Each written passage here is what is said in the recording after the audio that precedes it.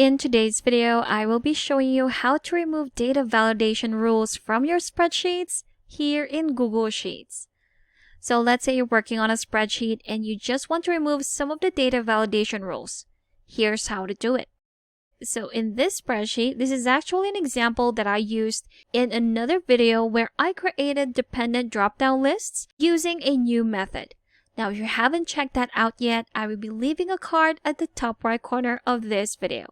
So in this example, I have a lot of data validation rules. And to find that out, we can go to data here in the menu bar and select data validation right here. Once you click on that, your data validation rules panel will appear on the right side.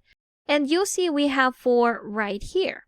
As I hover on each one, it will tell me or highlight each of those columns where those validation rules are on my spreadsheet. So let's say we want to get rid of one of them. Let's say this checkbox right here. So if I want to delete this, all I have to do would be to click in this garbage icon that will say remove rule. If I click on it, there you have it. And now I'm left with a bunch of yeses and nos because when I created those checkboxes, I changed the cell values into yeses and nos instead of true or false. And there you have it. Let's try and delete another one. Let's say this year column right here. So if I go to the validation rules on the right, again, it will highlight which one it is on my spreadsheet.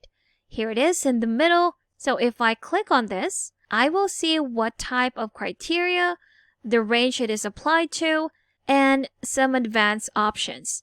By clicking on that, at the bottom, you will also see the remove rule option.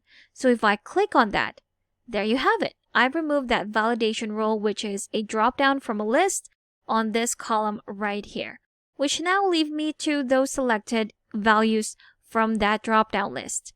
And if you want to get rid of all the data validation rules, you can simply select the remove all option right here next to our add a rule. So if I click on that, there you have it. We don't have any data validation rules on our spreadsheet anymore.